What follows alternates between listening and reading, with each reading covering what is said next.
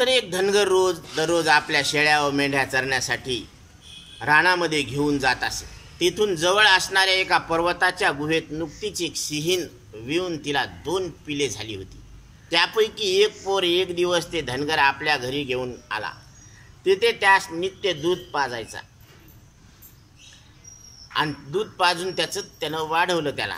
ते सिंहाचे पोर दररोज मेंढ्याच्या कळपाबरोबर रानात फिरावयास जाई आणि दिवसभर त्यांच्या बरोबर फिरायचा, धावायचा, बसायचा, पाणी प्यायचा आणि संध्याकाळ झाली म्हणजे ते मेंढ्याच्या कळपात सगळ्याच्या बरोबर परत यायचा.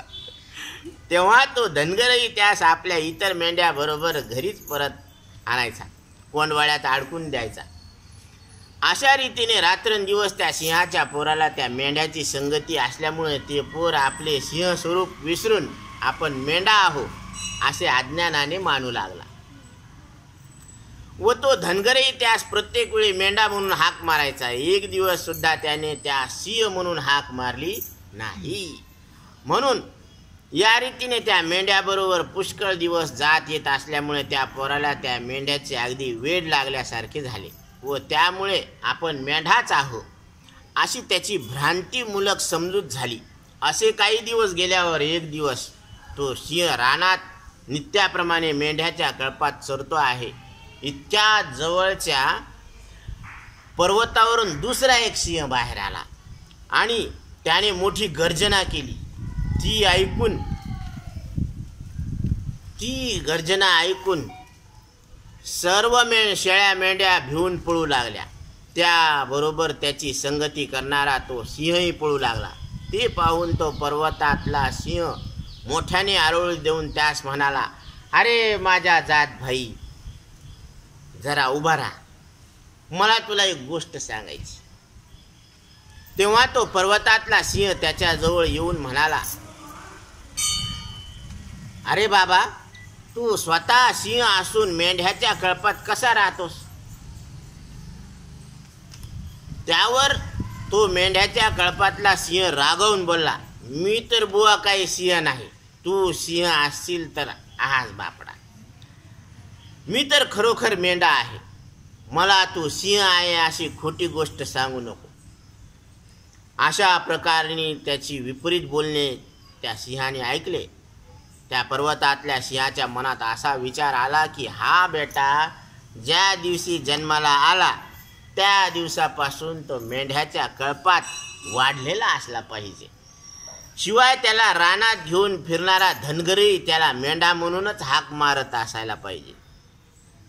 म्हणून त्यावेळी आपणही मेंढा आहोत अशी याची भ्रांती याच्या मनात दृढ झालेली आहे. याच्या मनात जी भ्रांती झाली, पक्की झाली ना, अशी त्या पर्वतातल्या सिंहाच्या मनाची खात्री झाली.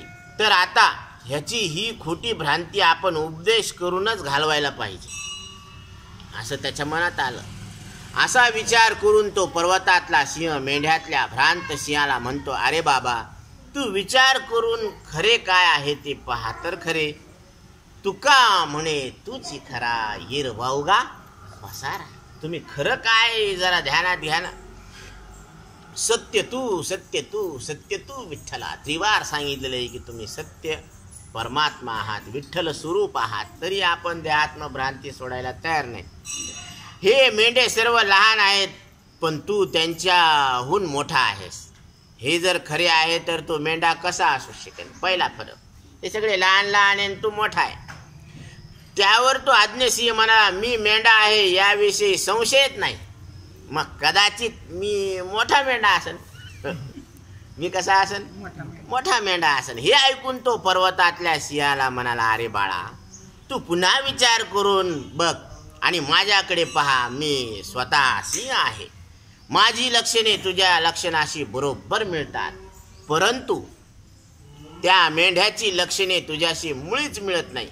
कशी ती पहा.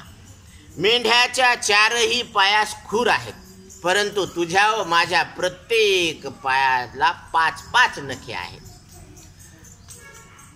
तेव्हा तुझ्याबरोबर मेंढ्याचे एक लक्षण अगोदर मिळत नाही.